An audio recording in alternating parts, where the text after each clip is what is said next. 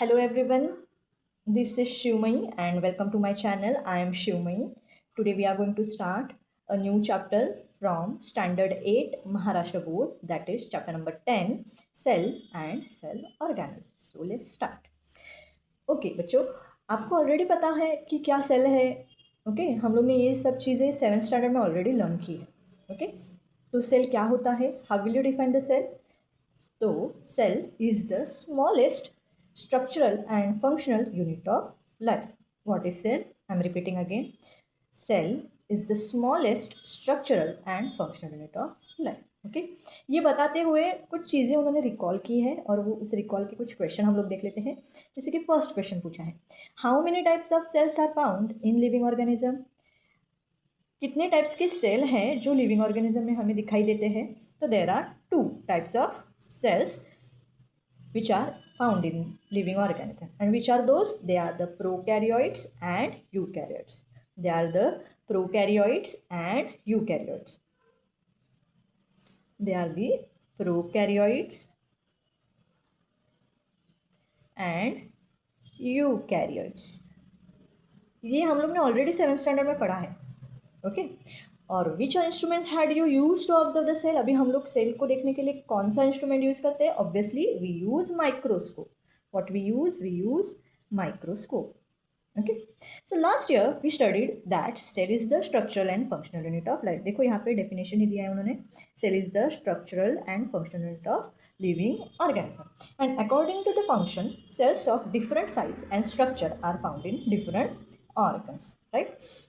फिर ये चीज़ भी हम लोग ने पढ़ी थी उसी टाइम पे 7th स्टैंडर्ड में. There are in eukaryotic cell हम लोग ने पढ़ा था कि there are two types of eukaryotic cell. One is a plant cell and one is an animal cell. Okay तो आपके टेक्स्ट बुक में आप देख लो कि आपको ऐसे ही पिक्चर्स दे रहेंगे जहाँ पे ये ब्लैंक बॉक्सेस है. तो मैंने यहाँ पे लेबलिंग करके रखा है. चलो हम लोग 1 बाय 1 लेबलिंग देखते हैं. आप भी अपने टेक्स्ट बुक में ये लेबलिंग लिखते जाओ. तो फर्स्ट देखो ये दिख रहा है आपको रेड कलर का, ये yellow yellow, that is the mitochondria. Okay The cell wall is the outermost covering of the cell. उसके बाद जो दिखाई दिया है वो है सेल मेम्ब्रेन. सेल मेम्ब्रेन के बाद उन्होंने न्यूक्लियस लिखा है. क्या दिखाया है ये न्यूक्लियस. ये जो दिख रहा है वो बड़ा सा न्यूक्लियस रहता है. उसके बाद है साइटोप्लाज्म. ये देखो ये जो मीडियम है, जो मैट्रिक्स है, ये मीडियम को कहते हैं साइटोप्लाज्म. फिर यहाँ से थोड़ा सा मरून कलर का जो चीज़ दिखाई दे रहा है वो है सेल का गोल्गी कॉम्प्लेक्स. फिर यहाँ पे ये बड़ा सा एक ऐसा लार्ज दिख रहा है आपको लाइटिस्ट ग्रीन में, वो है प्लांट सेल का वैक्यूल्स. उसके बाद आपको ऐसे कुछ येलोइश कलर का एक चीज़ दिखाई दे रही, वो है क्लोरोप्लास्ट. और फिर यहाँ पे है एंडोप्लाज्मिक रेटिकुलम. नाम बड़ा है इसलिए मैंने शॉर्ट में लिखा ER. उसको हम शॉर्ट में ER भी बोलते हैं, एंडोप्लाज्मिक रेटिकुलम. अब यहाँ पे प्लांट सेल एनिमल सेल की लेबलिंग देख लेते हैं स्टार्टिंग फ्रॉम हियर. ओके ये जो वाइट कलर के आपको बबल्स जैसे दिख रहे हैं उसे हम कहते हैं वेसिकल्स. फिर सेम इसके जैसा ही ये चीज़ है, देखो इसके सेम जैसा है, this is the mitochondria. After that अभी यहाँ पे उन्होंने परफेक्टली लेबलिंग किया है. जैसे कि ये डार्क राउंड सर्कल है न्यूक्लियस के अंदर. देखो ये न्यूक्लियस है और न्यूक्लियस के अंदर जो ये डार्क राउंड डेंस स्ट्रक्चर है उसे हम लोग बोलते हैं न्यूक्लियोलस. क्या बोलते हैं उसे? न्यूक्लियोलस. फिर ये जो कवरिंग रहता है एनिमल सेल में उसे हम लोग, जो आउटर मोस्ट कवरिंग रहता है वो रहता है सेल मेम्ब्रेन. सेल मेम्ब्रेन को हम लोग प्लाज्मा मेम्ब्रेन भी बोलते हैं. और ये छोटे छोटे आपको दिख रहे हैं एनिमल सेल के अंदर, वो है वैक्यूल्स. देखो प्लांट सेल में बड़े वैक्यूल्स रहते हैं, यहाँ पे छोटे वैक्यूल्स रहते हैं एनिमल सेल में. ओके फिर एक उन्होंने चार्ट हमें सॉल्व करने के लिए दिया है. चलो I have already done it for you, you can see it here. चलो लेट्स सी क्या दिया है. So chart is like that: component, animal cell and plant cells. So let's see cell membrane. Cell membrane is there in animal cell. Yes, it is there in animal cell. And in the plant cell, yes, it is present. So present. Cell wall. Now you will see, is there any cell wall in the animal cell? No. So cell wall is absent in animal cell. And is it present in plant cell? Yes, plant cell में cell wall है. Okay, so यहाँ पे हम लोग लिखेंगे present.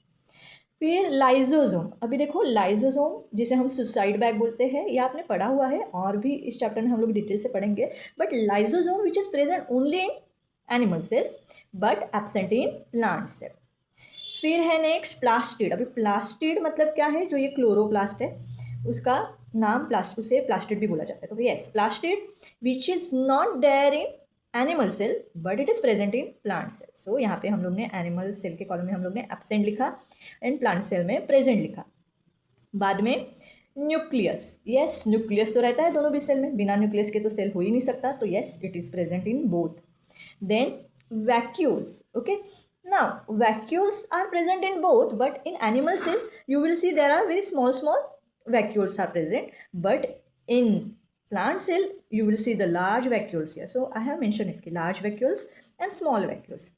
Golgi complex are present in both, then mitochondria present in both. Okay, so this was just an introduction of the chapter of the cell and cell organelles. Okay, next topic में हम लोग इस chapter के components of cell, यानी सभी ये जो components अभी हम लोग ने लिखे जिसे हम सेल ऑर्गेनल्स बोलते हैं, हम लोग वो डिटेल में लर्न करेंगे. ओके, तब तक के लिए you can do one thing. Okay, you draw this diagram and learn this chart in your notebook. Okay, so side by side मैं आपको बताती जाऊंगी कि आपको क्या कैसे नोट्स बनाना है.